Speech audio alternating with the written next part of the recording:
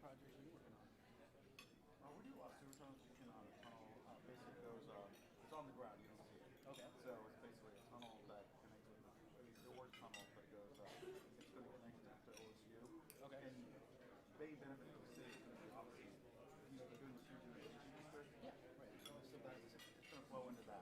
So actually, one of the reasons why the Compass Innovation District has been delayed is because they don't have sewer. oh, no kidding. So, yeah, they got a lot of fields, but no. Right.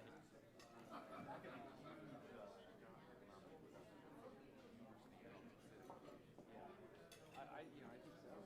The kind of businesses that they set up there, Yeah. good job center. Supposedly, I don't know if you've been down to Cincinnati, but their innovation is floaters where also supposedly this one's pretty large.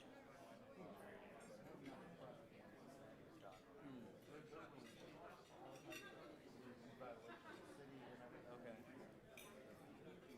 Yeah.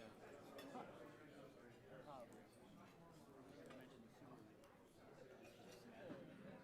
There was a story over the weekend about Chicago and about how the Chicago River and Lake Michigan here. You know, there's all that. Yeah. Change versus the river. Yeah. And now they're building these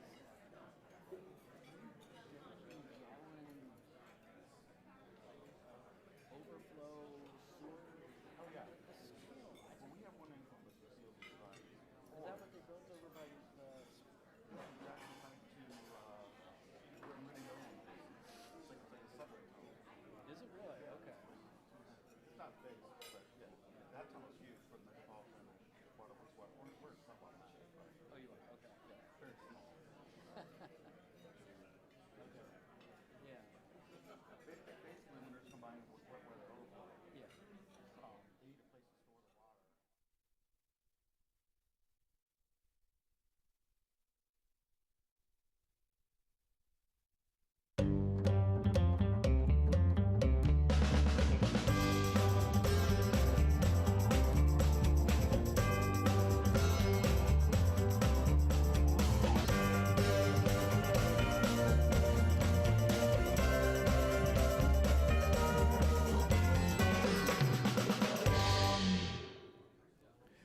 Good afternoon and welcome to the Columbus Metropolitan Club.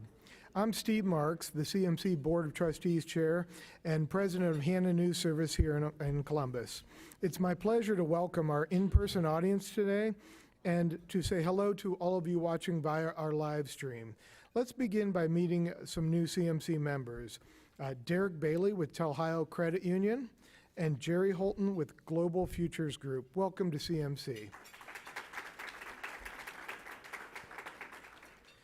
We'd like to invite you to join CMC. Membership is a great investment in yourself professionally and in the community.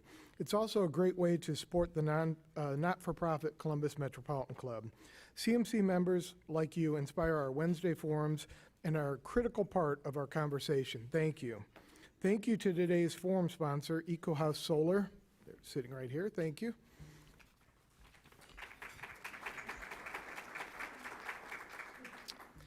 Today's CMC live streaming is presented by the Emergency Response Fund of the Columbus Foundation in partnership with the Columbus Dispatch and PNC. Thank you all. We'd also like to thank those of you who purchased a virtual seat for today's forum. We're very grateful for your continued support. You can learn more about CMC, register for events, join or renew your membership, purchase a virtual seat, or make a donation anytime at columbusmetroclub.org. Farmers have invested a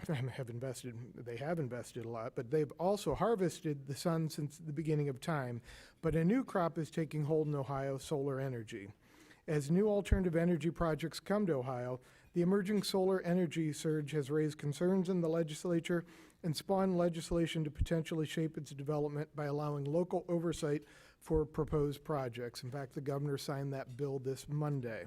Today, our distinguished panelists will discuss the solar business in a state not known for regular sunny skies and what the future might hold for solar energy in Ohio. I'll introduce the panelists by name and position. You can find more about each of them in your forum flyer and online. Please welcome Jason Rafeld, Director of the Utility Scale Solar Energy Coalition, the Honorable Rob McColley, State Senator, 1st Ohio Senate District, Rob Slane, the County Administrator for Madison County, and our host today, Kate Bartter, Executive Director of the Sustainability Institute at the Ohio State University Office of Academic Affairs. Let's welcome them. Before we turn our program over to Kate, Jason will provide us with a brief overview, and he did say brief, overview of the solar industry. Jason, the podium is yours. Well, thank you very much. Good afternoon. I'm Jason Rafeld, Executive Director, Utility Scale Solar Energy Coalition. Really happy to be here today and appreciate this opportunity. This is my first time doing sort of a presentation to an actually live group. I've done lots of them where all your heads are in little rectangular square boxes and I'm sitting at home in front of my computer. It's much better like this. Feels like we're trending towards normalcy. Although if I had to be honest, there are some things I don't want to go back to normal. Like those little stickers at the grocery store that tell you how far to stay apart. I kind of like those instead of someone's frozen foods being right up in my back when I'm trying to check out. So if we could keep the stickers, I'd be just as happy. So when Jane asked me, hey, can you give us a sense of why solar in Ohio, what's happening, what's making this happen all of a sudden and so quickly, I thought to myself, yeah, that'd be great. Their programs are maybe an hour long, hour and 15 minutes. I think I can squeeze it all into then. And I said, yeah, Jane, I can do that. And she said, great, you have 5 minutes to do it. So I'm going to talk a little fast and very high level and conceptual, and I'm probably going to leave some things out. And if you think I probably have. So I encourage you to ask questions about anything that you don't understand. So let's get right to it because I think the clock is probably already ticking. So let's talk about geography. A lot of eastern coastal states have passed what we call renewable portfolio standards, which require them to purchase a certain amount of clean energy. Many of those states can't build the clean energy. As you likely know, wind, solar, two primary clean energy sources, they take up a lot of space. Those eastern states don't have the space. They've got grid congestion. They've got population density. And as far as solar concerns, their states are mountainous or bumpy. That's a no-go for solar. It's got to be flat. So they come to us, and what do we find? We find Ohio, which is excellent topography for solar. And I'm only talking about solar today. It's flat. We're able to do what we call greenfield development, which is on farmland, which is already disturbed, it's already plowed, it's largely flat, it's well situated for solar. Those are some of the reasons. Another reason is transmission capacity. Ohio has a very, very well-developed transmission system that has plenty of capacity on it. In part, it's got capacity because the low price of gas has pushed some coal plants just out of the money, and so they've shut down, opening up a lot of capacity for other types of generation, like solar, to come online. Just as an additional point, an important component of that transmission in regards to generation like solar is it's got to be close. If it's too far away, it's very, very expensive to build an extension of a transmission line. It makes the whole project not financially viable. Another reason, panels have become much more efficient. So places like Ohio, which aren't sunny year-round like Utah or Nevada or New Mexico or some parts of California, solar works now. They're much, much more efficient. They've also become much, much cheaper. In fact, according to the National Renewable Energy Laboratory, the cost of silicone solar cells has fallen from $76 per watt in 1977, which I think maybe the only customer then was probably NASA, to 2020, it's about 20 cents per watt. So that's a massive reduction in cost, allowing this technology to become much more widely available. But what about our weather, you say? And that would be an excellent question because we have some pretty brutal winters that are pretty gray. But I would tell you that the panels, the efficiency is good enough to where it still makes the electrons that we need to run these lights during those gray days. Even better is our what's called solar irradiance through the months when we have lots of sun, like right now, like July. Those panels are really kicking it. They're really putting out a lot of electrons. And incidentally, that's when we need it the most. This is when we use the most. Our grid here in the PJM region, the 13 states plus DC, is built upon days based out of July and August usually because that's our highest demand. So in short, solar shows up when we need it the most. And maybe most importantly, I forgot. These panels are manufactured here in Ohio. We've got the only US-based panel manufacturer right here in Ohio, and I'd be remiss if I didn't mention them. It's First Solar out of Perrysburg. So they're doing a great job building a lot of panels for a lot of these projects going in. But wow, maybe the biggest thing is the demand for clean energy. It is skyrocketing here in Ohio, throughout the US, and throughout the world. As you likely know, data centers like Amazon and Google and Facebook are buying entire projects to meet their sustainability goals. You may know that GM and LG are partnering on a very advanced battery factory up at the old Lordstown plant, in no small part because of the solar farms that are going in here in Ohio. And this is part of a global trend. Recently, the CEO of BlackRock, and many of you may be familiar with BlackRock, is a large investment firm that manages, I think, on the upwards of $7 trillion for their clients. Their CEO recently sent a letter to other CEOs around the country which said, from January through November 2020, investors in mutual funds and exchange-traded funds invested $288 billion globally in sustainable assets. This is a 96% increase over the whole of 2019. That's a massive amount of money. Additionally, they took a survey of 425 investors, of large investors around the world, representing 27 countries, and totaling about $25 trillion of investments. And those respondents indicated that in the next 5 years, they intended to double their investments in clean energy. That is a lot of demand, my friends. So, I'm getting close, Jane. What's it doing for Ohioans? Bringing business, providing the energy demand right here in Ohio. It's keeping farms in the family and allowing agricultural communities to stay as they are.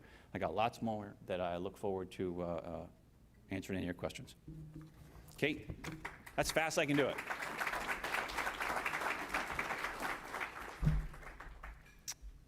Good afternoon, everyone. Thanks, Jason, for that helpful background. I want to start today by thanking the CMC for inviting me to moderate this session today. I will say that I love to talk about energy. This is a fascinating and timely and very complicated topic. I'm really fortunate to work for Ohio State, where we have many researchers working on all kinds of issues related to meeting the increasing global needs for more energy in more sustainable ways. We're trying to teach the next generation of leaders about this topic, and certainly the future of solar is one of those critically important topics.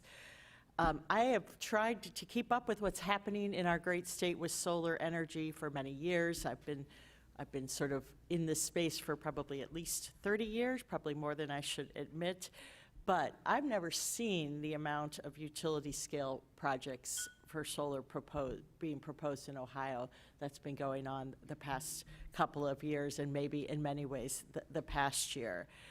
Just to kind of level set what we mean by utility scale solar, we're talking about 50 megawatts or more of energy being provided. So we're really not talking about putting solar panels on individual homes or businesses, although frankly there are some really exciting projects in Ohio going on that might be a good forum for another Metropolitan Club talk. I just happened to see some pictures this week about JP Morgan Chase's big solar installation up at their Polaris Corporate Center.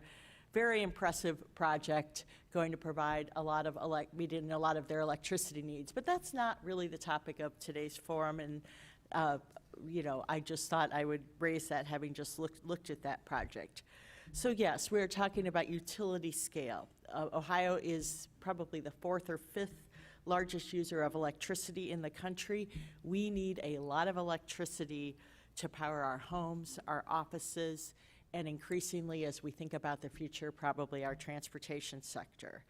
Now, I think as Jason mentioned, it seems to me that we could borrow the mantra used by realtors and say that when it comes to siting new utility scale solar, it's all about location, location, location.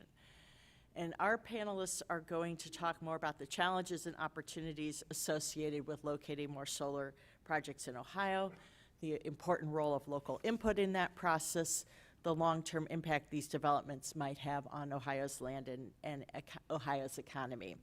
I'm going to start, and let me assure you, none of this has been rehearsed by any of us ahead of time. We're going to start by giving our 3 panelists the opportunity to just share a few opening thoughts about where they see solar fitting into Ohio's energy needs. We've already heard a bit of history from Jason, so I'd like to ask Senator McColley to start this off. I do want to say, I'd be remiss if I didn't recognize that it's great to share the stage with another Ohio State University graduate. So thank you, Senator, for that. And I know you've spent a great deal of your own personal energy working on this issue this year. A lot of people have told me you've become a real student of this topic, and we're certainly impressed by the level of effort you made to delve into this topic. Can you share some of your general thoughts about this? And then we'll have our other speakers just provide a couple of minutes. Sure. Well, thanks for having me here. I do appreciate it, and go Bucks.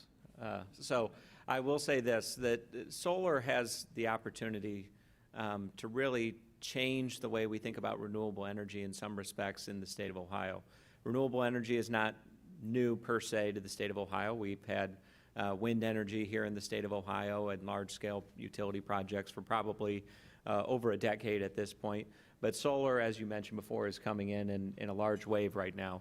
It has the potential, if done correctly, to be a win-win for many of the people involved. Not just the landowners, but also the local school districts, the local governments, and the developers, of course, and the end users.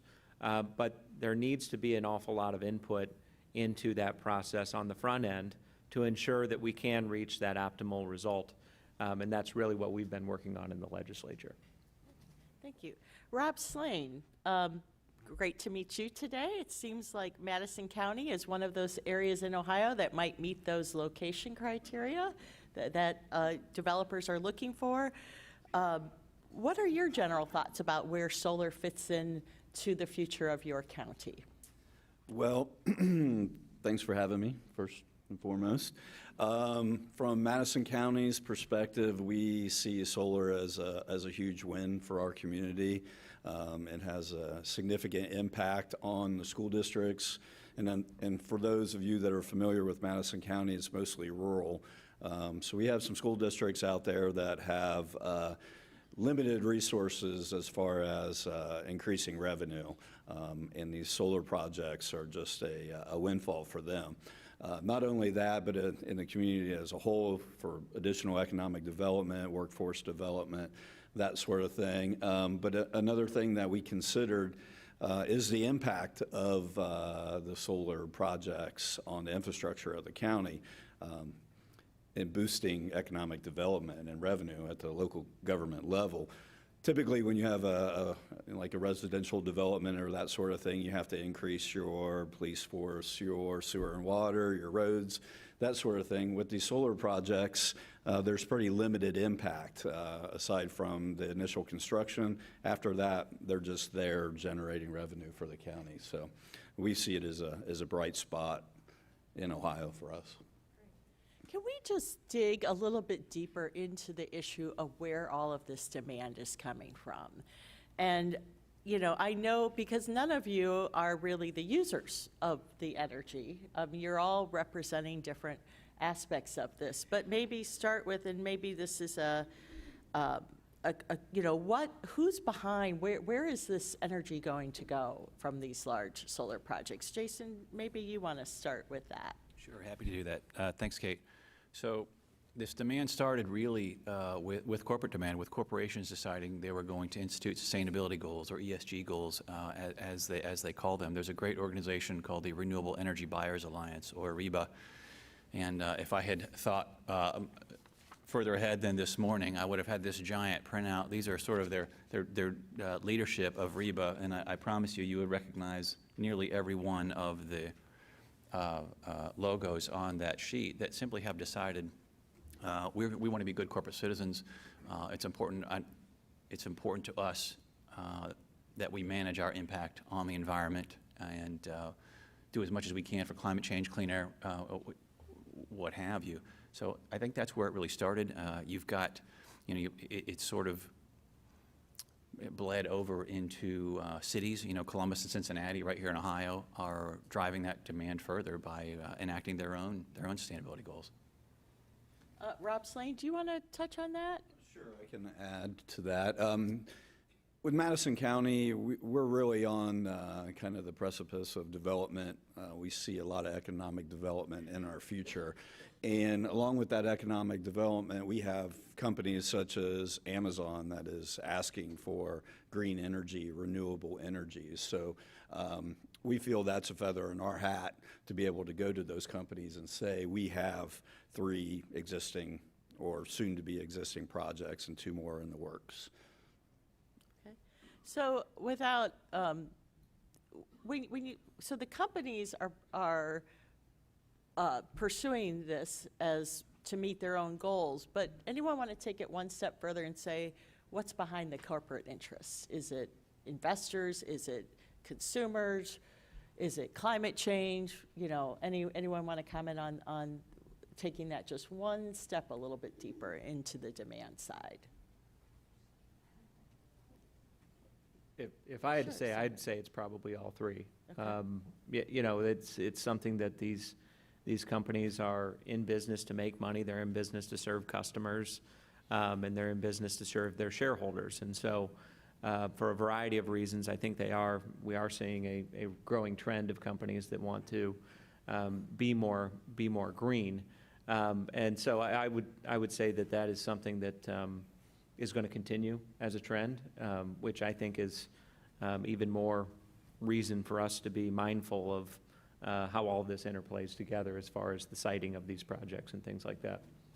Thank you. So maybe we could talk a little bit about, Jason, in your opening comments, you talked about that places on the East Coast not being as suitable for solar as Ohio based on just the geographic topography and the topography of the state. But can you provide this audience with a little more clarity on how much land do we need for a large solar project, and how much of Ohio is, from your members, really suitable for this kind of development?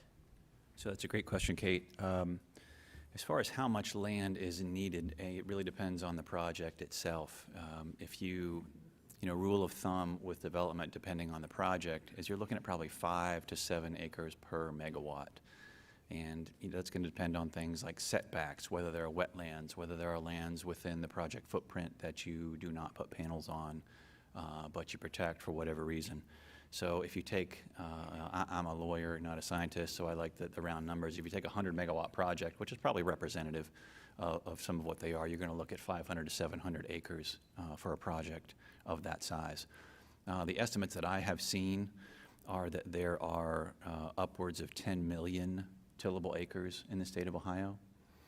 And so even if you talk about all of the even potential projects that are out there being built, whether they be in I think it's 38 or 39 projects in the Ohio Power Siting Board process right now, and what's in the PJM queue, which is where sort of out there projects got to sort of sign up and get approval to be built. Even if all of those would be built, and they won't be, it's a speculative development as a speculative discipline. And maybe I'm looking at one of my members here, one of my board members here, probably on the name of 15 to 25% actually get built. So so even if everything gets built, you're looking at an exceptionally small. Our numbers tell us about 1% of that farmland is covered by solar panels. So I want to switch to Senator McColley. You really, your legislation that the governor just signed, it really was focused on local input. Can you talk a little bit more about what made you want to tackle this issue? What were you hearing from your constituents or others that led to the introduction of this bill? Absolutely. As I mentioned in my introduction, renewable energy is relatively new, but it's not as new to some parts of the state as it is to others. So my district is the very northwest corner of the state. We've had a great deal of renewable energy relative to the rest of the state in my district. And we've seen in many ways how the Power Siting Board process up until recently has worked, in that you could have projects that were coming in that were seeking to transform thousands of acres, potentially, in some cases tens of thousands of acres in the case of a wind project, and you would have no meaningful local input that was considered at the Ohio Power Siting Board. There were cases where you had unanimous opposition from county commissioners, township trustees, and others that would be heard by the Power Siting Board, but it wouldn't necessarily enter into the decision on whether or not to grant the certificate until very recently in the Republic Wind case up in Seneca County. And so when we're thinking about this, and I would agree with Jason that there are a lot of tillable acres, but when we're thinking about solar, it's not just saying, hey, we shouldn't worry about taking farm ground out of commission. It's what farm ground. And this is where even my district is hearing about this in the terms of solar. Where are you going to site this? What are we giving up by the siting being where it is? Is it being sited at the edge of a village or a city in areas that have been kind of earmarked or planned for and infrastructure has been extended to for the potential development of industrial or residential developments? And those are the types of things that if we have more local involvement as a requirement up front, those are the types of things that can be dealt with, and those are the issues that can be mitigated, not just for the locals, but also for the developers. So can I maybe ask Rob Slane, as representing local officials in Madison County, how do you all feel about this kind of authority in House Bill, or I'm sorry, Senate Bill 52, that decision-making coming down for local officials, the way this bill has fashioned? Yeah, I think we appreciate it. Prior to the introduction of that bill, basically the only authority that the county commissioners had was the passage of an alternate energy zone. And that had a little bit of flexibility there, but ultimately it went to the Ohio Power Siting Board.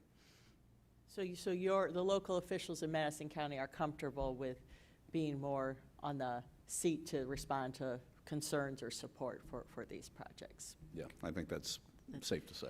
So, and it's interesting that the Farm Bureau, I think, is one of, as we think about farmland, maintained an opposition position to this bill throughout the process, as I understand it. I'm just an observer, not a participant in any of this. But how does this play out for the farmers who are really the places where we're going to build these projects? If I could respond to that, I think when you survey the membership of the Farm Bureau, depending on where they are in the state, you're going to get very different results from their membership. And I think even Farm Bureau would admit that their on the ground, their grassroots membership is very divided on this issue, because they've seen in some parts of the state how it's impacted their farmland or their home values even relative to other parts of the state.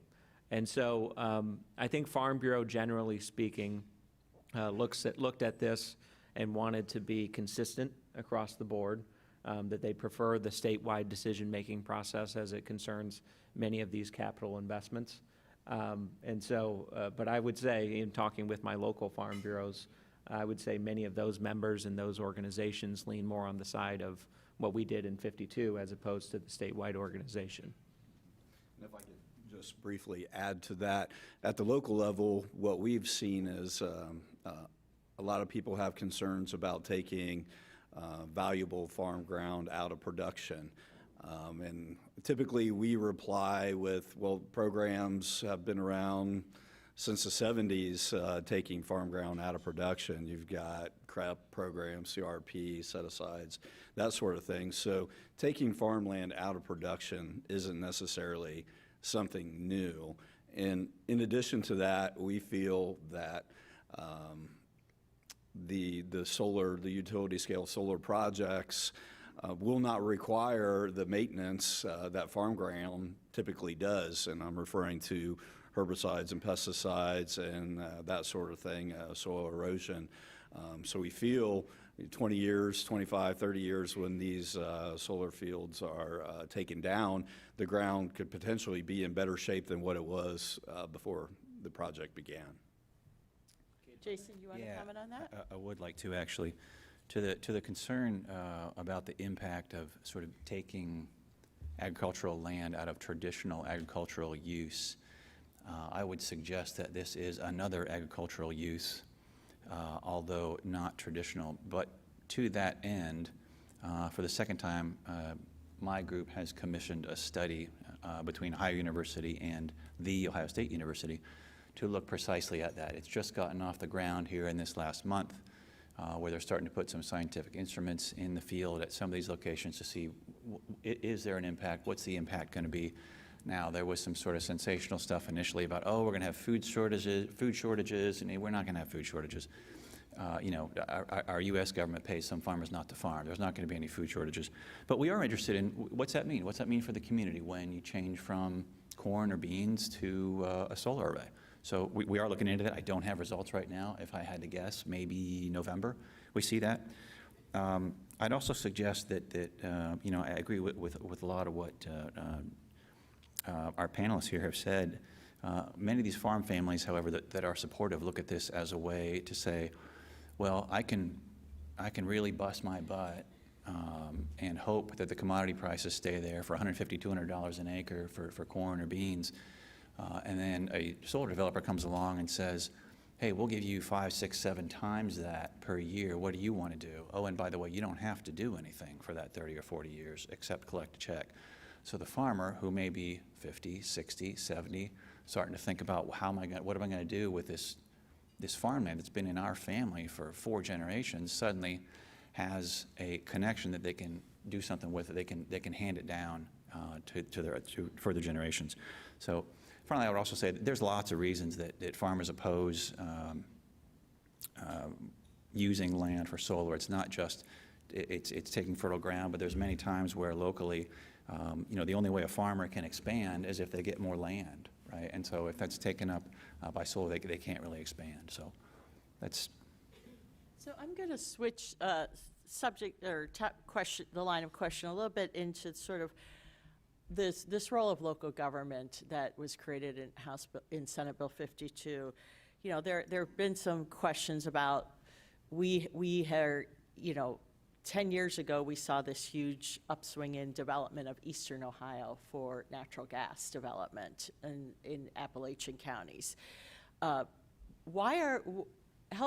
Help the audience understand why you see, maybe start with Senator McColley, why the rules of the game for siting energy should be different based on the energy source. Well, I would say there's an apples and oranges comparison there. One is power generation. That has much more flexibility as to where it gets sited, and others is mineral extraction. It's not necessarily power generation, and it's only going to be able to extract it in the areas where those minerals are actually present. And so while solar and wind may be more suitable in some parts of the state than others, those parts of the states offer much more flexibility, in my opinion, than would the extraction of minerals. You also have to look at the idea of necessity and what the overall benefit would be. So when we're looking at wind and solar development, even right now, adding to the grid, our grid, PJM, is at about 135% of capacity. That's without any additional generation being added to it. And so adding these solar projects, or even wind projects, or any other projects for that matter, even baseload power, isn't necessarily adding a needed amount of capacity to the PJM. In fact, the PJM, they'll even tell you they're very satisfied with the condition of their grid and the amount of capacity that they're generating on their grid. And so I do think there is a difference that warrants a difference in treatment. However, this is the Ohio General Assembly, and I anticipate somebody maybe will introduce a bill like that. But we wanted to focus in Senate Bill 52 on power generation that is transformative in its land use in the form of these renewable energy projects. Jason or Rob, do you have any comment on that topic? I do. I think that we're fortunate in this state to have the choice of all of the above. And if you had to ask me what I think our energy strategy should be, it would be just that, all the above. All of the ways we're able to produce electrons here in Ohio, I think we should.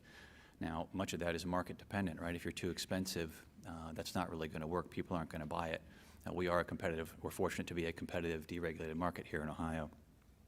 I actually believe that, for example, gas and solar, which are the two most likely to be built right now, they're not really competitors. They're more likely complementers in the way that they work. And Senator McColley spoke to PJM and being happy with their grid. There was a point in time where we were happy with all coal, and that's no longer the case. The shift in demand is in part because people want a cleaner form of energy. We tried with the scrubbers and the cleaners, and people moved on, and then there was gas, which is cleaner still, but still has emissions. And lately, in the case of solar, it's come on, and people said, hey, solar's viable, it works, and it's cleaner yet. In fact, there's no emissions, so let's move to that. So, we could fill up our whole grid with coal, but just customers have moved on. It's not what they want anymore. Rob, Slane, any thoughts from the local level about energy, different sources of energy having different requirements locally? How does that play out for local officials? I don't have a whole lot to add. It's difficult for me just over in Madison County. We don't really have experience with the eastern side of the state. But in the 3 or 4 years that we've been working in this area, I think what we've seen is that solar is actually becoming competitive with the gas-fired power plants and probably outcompeting coal-fired plants. So as we, could I ask if anyone's willing to tackle the question of, as we think about Ohio's electricity needs, and as I said, we need a lot of electricity in this state. What is your best guesstimate as to how much of our grid could be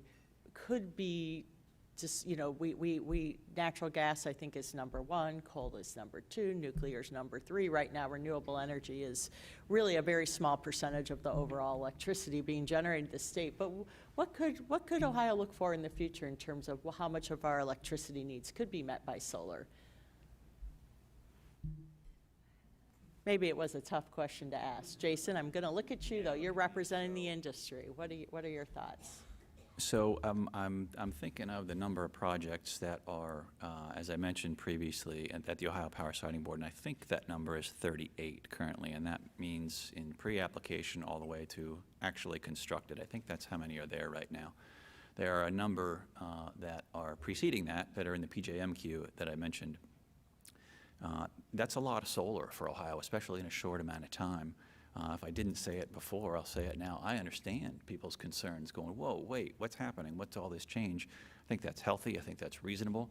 I think people, particularly in small communities, should say, what's this big change? What's this going to mean for me? And I encourage people to ask questions about it. I was speaking to a reporter just a couple of weeks ago, and his final question on the phone to me was, well, what should I tell people that have questions or maybe don't support this project? And I said, call the developer. Call the developer and put the hard questions to them, and if they can't answer them, I said, then maybe you should have concerns. But reach out to them. So as far as how much or what can we do with it, there's plenty of demand and use for solar for all of it to come on. We're not in danger of overbuilding or building too much. It's a competitive market. It's going to be bought. Well, and I guess I was trying to make the point that even if all those projects are built, we're probably still under 10% of the load, I would guess. Solar right now is probably maybe 0.5% of the energy output in the state of Ohio, poised to become much larger. But I mean, we are in the infancy right now. It's small. So I think, I could keep asking lots and lots of questions, but we're going to move to our in-person because we want you all to have some chance to ask questions. Can I take just 1 second and ask one final question? And this has got to be a rapid answer. So what's the next big energy issue to be debated in the state of Ohio? Anyone want to venture? Senator McColley, what do you think it is? Well, I would say that the landscape at the Ohio General Assembly is constantly transforming, as we've seen, particularly in the energy space. And for those who are wondering, I'm glad we're repealing House Bill 6, not that it's related to this discussion. But the energy space has been one that's been constantly changing. And so I think it's just a matter of, from a policy standpoint, to what extent does the legislature want to get together and figure out what should that next step be? And how do we, I think everybody's in favor of freer markets. And so how do we foster something like that would be my broad answer to it. Jason, quick answer from your standpoint. We got batteries coming on, and how are we going to figure how do those figure into our grid, and how do those help? I think that's going to be an issue. And Rob, I can ask you, but if you want to take a pass, okay. So I know Jane Scott's monitoring some. Do we have any questions from the live stream that you want to pose? Yes, we do. Some I think you've already addressed, so I'll try to consolidate. And please, anybody line up behind me. We'll switch off with questions I have on the live stream as well as in audience questions. So they're complicated questions.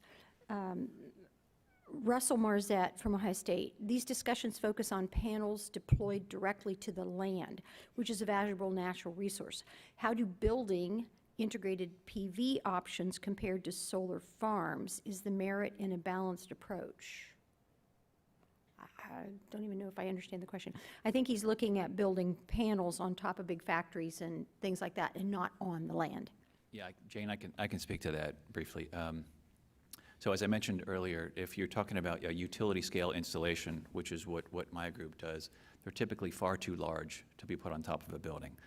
It's more expensive to put it on top of a building. Many buildings are not near transmission lines, so it lacks many of the characteristics needed for a utility scale development. That doesn't mean that, I think I read recently, companies like Walmart couldn't put panels on all of their retail locations, which is, that's a lot of panels. It would represent a lot of power, and still get a lot of benefit. And frankly, a lot of companies are doing They that. are. That's why I mentioned at the beginning, this is probably a whole nother topic. I mean, you've got a large commercial installation up at Polaris done by JP Morgan Chase. What's motivating these? What are the trade-offs? How are those working? Is a whole nother topic for the CMC to delve into. Always plenty of topics. Ron Kenrich, this is about windmills, but can one still farm under windmills? And do taxes change if a farm is all solar? And I'll add to that, I've seen a couple articles about prairies and grazing under solar. So maybe what the question is the land completely out of use, or is something happening with both wind and solar that would still be compatible with other crops? So I'll give that a shot at the beginning too. I certainly don't speak for wind, but I would be surprised if there was farming sort of right up under the turbines, because from time to time it's going to need maintenance. I could absolutely be wrong. As far as the utility, the solar installations, there's many of my members are putting sheep or pollinator habitat or native species there to allow them to grow. There's no farming underneath it. There's just probably not enough room for the farm equipment. Solar panels, you're talking about probably a maximum height of 14 feet, usually in the 10 to 12 foot range. That's why Senator McColley and mentioned earlier, you can largely hide them with a view shed, native species, plants, good setbacks, and they're very, very difficult to see as compared to some other things. If I could, usually with wind turbines, there is a set aside at the base of the turbine that's maybe about an acre and a half, something like that, where there is no farming, but you can farm right up to that acre and a half. To the point that Jason just made, that's kind of a distinction between the two, is that normally you'll see these solar arrays and developments that have fences around them, and so it's largely area that's being unused underneath those panels. And I can address the tax question there. And as far as solar is concerned, that property does come out of the CAUV for your local taxes. And so you might want to say what the CUV is. Calculated agricultural use value. So essentially, a piece of property that may bring $68,000, $100,000 and CAUV that could double or triple for the tax base. Okay, great. Sarah Knutson, you've already answered part of this, but the second part, does the bill being discussed include local oversight of fracking? What about the right of the private landowner to decide best use for their land? So as we discussed earlier, it doesn't address fracking. That's an entirely different topic in my mind. But as far as best use is concerned, having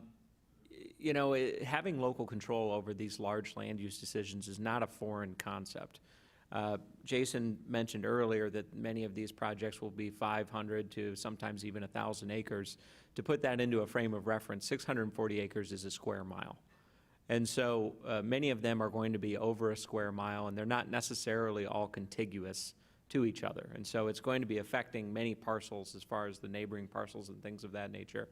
And so I always bring up the example that if you owned 640 acres or square mile at the edge of town and General Motors came to you or Amazon or whoever else and said, hey, we want to build a facility on your land, you wouldn't just be able to hand them over the keys, so to speak, and say, okay, go ahead, start turning shovels, you would need to go through an awful lot of local approval to do that. You would need to go through zoning authority, you'd need to go through the planning commission, you need to go through an awful lot to be able to get to that point. Although this is not that per se, it is still transforming the land use from what it is currently and traditionally been used for into something that it has not been currently and traditionally used for. And therefore, it's not uncommon for there to be local involvement over that sort of thing.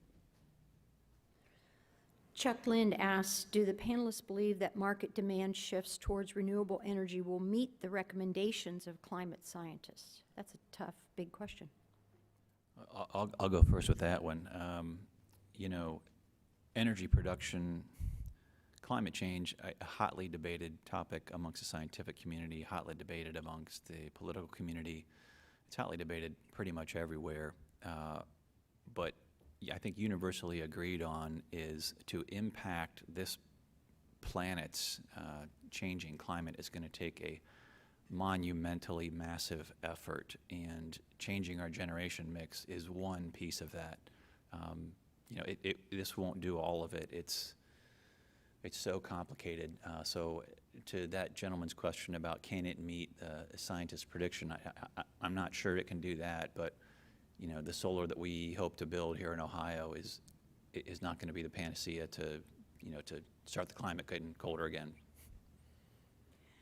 So Trip Lazarus is asking, how do we as a society strike a good land use balance between solar and farming? And I would add industrial and, what do we call it, sprawl, making sure we have enough energy and food. Take a shot at that. In Madison County at the local level, we have a comprehensive land use plan that we review every 4 or 5 years, make changes as needed. We've also completed corridor studies, looked at areas of economic development, future economic development, those sort of things. So we will likely be adding some sort of land designation to our comp plan to essentially accomplish that goal of a good balance between ag and renewable energies, solar in this case. Also, we appreciate the bill that was introduced that allows the county commissioners to have a little bit more control over the situation. And then I think as Jason commented, or the senator commented, we don't want to see solar fields right next to the city of London. I mean, that's just something that doesn't make sense. So we appreciate that ability to kind of direct things in what we feel would be the right direction. Gather from the commissioner's points is this is the entire reason we need these planning tools in place. This is the entire reason we need to have this required local involvement up front, is because these local elected officials in many cases are the ones who are best equipped to try and make these decisions, rather than a board that's dealing with technical nature and things of that nature, and the Power Siting Board down in Columbus, who are all appointees as opposed to elected officials from that local jurisdiction. Yeah, just real briefly, follow up on that. Agree with everything. You know, and in large part, we're very supportive of local controls. A couple things that make us nervous about it. One is the misinformation that gets out there and gets to local officials before the project developer has a chance to even address the commissioners or the trustees and say, let us tell you about our project. I think that a cooperative effort amongst the developer or developers and local officials and the Ohio Power Siting Board is really the best way to come out with good development. I don't want bad development. My members don't want bad development because it hurts the industry. It makes our jobs much more difficult. Let me add to that real quick. I'd be remiss in not bringing it to everyone's attention that the 3 projects that we have going on in Madison County right now, and of course we got 2 or 3 more, each of the first 3 companies, they came to the board meetings, they said the next best answer to yes is no, and you know, if it's going to have opposition here, we don't want to put our resources here. Those 3 companies, they kept us in the loop. We had our public meetings, our public hearings, and really they were easy to work with. So it wasn't necessarily a big surprise at any point in time for us. Hi, my name is Joe Campbell. I'm with Ohio State, and thank you for the panel this afternoon. My question actually builds on this exact conversation. I'm wondering if you look at other states or other counties or townships, where have been some successful examples of this creative local control element where developers have worked closely with local governments to come up with solutions that really work? Is there anything that you've looked to outside of Madison County or Ohio? I would say that, if I could, is that each state handles this very differently. You go to Indiana, and much of the decisions in Indiana are completely local, without much involvement from the state at all. You go to Michigan, there's required local involvement up in Michigan. In many of the states surrounding us, that is actually the case. Ohio was kind of unique in the Midwest as far as states that had a completely state-run system, which when it was set up in 2008, when the law changed to exempt these projects from local involvement or being subject to local rules or regulations, the thought was, well, we're going to do this for the proliferation of wind and solar development, primarily wind at that time, in the state of Ohio. What we've seen is what ended up in the legislature now revisiting that policy, where there were some issues where you didn't get that buy-in from the locals that's really necessary to generate the type of project that it seems like they're having potentially in Madison County, where you have people on all sides of the argument who are getting something good from the project. And so this is just really trying to make it a more collaborative process that we think will result in many more projects being on the positive end by all involved, rather than somebody having to be a loser. Yeah, and if I may, thank you for your very good question. One of the, in my opinion, one of the challenges that we have is this is all brand new. So, you know, up until very recently, I couldn't say, okay, let's get everybody on this bus. I'm going to take you out and show you what one of these solar farms looks like, because they weren't there. And so you couldn't sort of see it, touch it, taste it. What's the impact? What does this thing actually look like? And that adds to the apprehension factor, if you will, as well. I understand you're telling me this, and you're showing me these visuals, and you're saying it's going to be okay, but, you know, I've been down that road before, and I don't feel good about it. One of the things I believe, I hope will happen, is as more are built, and you can say, hey, come look at this. Come look at this, and you see if it's right for your community. You see if this developer did a proper view shed and a proper setback and maintained drain tiles and all the things. I think that's going to be very, very helpful.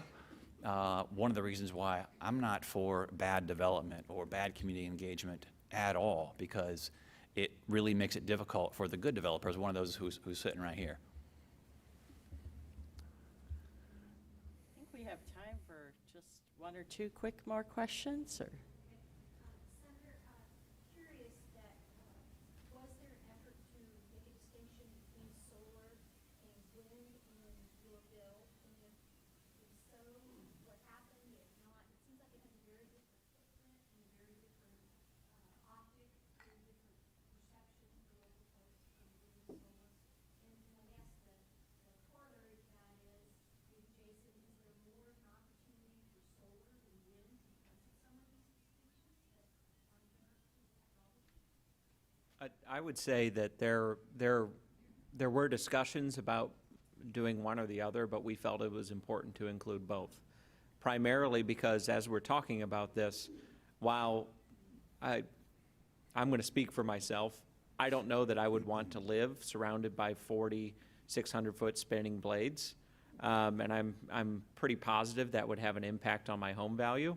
The same cannot be said by a lot of people living within a mile or outside of a mile of a solar array. And so I do think there are distinguishing characteristics as far as aesthetics and the impact that it's going to have on home values and things of that nature. However, the major concern still is there as to the proper siting of these facilities and the proper placement of these facilities as it concerns the potential other usage, what other things are in the area that need to be preserved as far as wildlife or other area, so there's a variety of factors that are inherently local in their nature that are going to be common among either of those developments. Yeah, Jane, thank you for the question. And, I'll thank Senator McColley here and a number of his colleagues for allowing, to some degree, the treatment of wind and solar in Senate Bill 52 to be bifurcated a little bit, which I think acknowledged the fact that they are very, very different technologies. There's frankly nothing alike between wind and solar. So it always sort of bothered me that it was wind and solar together, because they're very, very different technologies. You don't say nuclear and gas. It's like, well, why are we in there? So as a result of that, I think we've got an opportunity to continue to work with local communities, do the good development I talked about. But as far as the technologies go, yeah, there are some inherent differences which I think will allow solar to succeed where wind might not be able to, in that it's frankly much lower to the ground. As I indicated earlier, you're talking 10, 12 feet at most. You can obscure that. You get a good landscape design team, and you won't even know it's there. You have good setbacks, and you won't even know it's there. You keep it away from population centers, and you largely won't even know it's there. It's benign. It doesn't operate at night. It's quiet. There are very few lights on it. It moves nearly imperceptible. It's kind of like a sundial. It tracks the sun. It doesn't put off any more heat than anything. There's a large installation might have 10 people working there throughout the year. So you're not talking about increasing any traffic through the neighborhood or community. It's really very, very benign land use. Jason, I'm going to turn it to one. We have time for just this one last question. The gentleman who stood up, I want to make sure he has a chance to ask his question. Okay, thank you. And again, thanks to the panel. Thanks for Jane for putting this panel on. So my name is Doug Miller. I work with Ohio's electric cooperatives. Full disclosure, I am in the utility industry, so I want to kind of pose a question about kind of this national debate on climate change and these net zero carbon goals and things like that. And first of all, Jason, I want to just acknowledge and thank you for kind of acknowledging that this all of the above strategy for Ohio is really important. You mentioned that solar is kind of like a fraction of this. And so Ohio's electric cooperatives, we are largely coal. We have natural gas peaking plants, and we have about 10% of our portfolio is renewable through like landfill gas, solar, things like that. So I appreciate that. The other comment before I ask the question is that I think somebody mentioned that electric utility companies kind of like coal. The fact is that the reason why we have coal was there's something called the Fuel Use Act back in the 1970s where we were not allowed to install natural gas. We were only allowed to install coal. So here we sit today with a lot of stranded investments with coal. And so, we need time to kind of pay down that debt and to kind of make this transition. But this federal debate on climate change and these net zero carbon goals in less than 15 years, 14 years, we're to be a net zero carbon economy. And just kind of your perspectives on that as compared to your comments with the all of the above strategy, the fact that we do need coal, we do need natural gas, we do need renewables, things like that. So if you could comment on that, I'd appreciate it.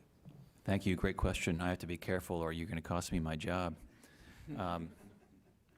So some of these goals seem exceptionally aggressive to me. And I understand the impetus behind them, the concern about air quality, the concern about impact on crop yield from pollution, the concern about our environment. That's real. That's absolutely real. But what's also real are things like you mentioned, is there's people's lives and communities and businesses and investments are tied up in these. And so it doesn't really work in a real sense to just shut them down tomorrow.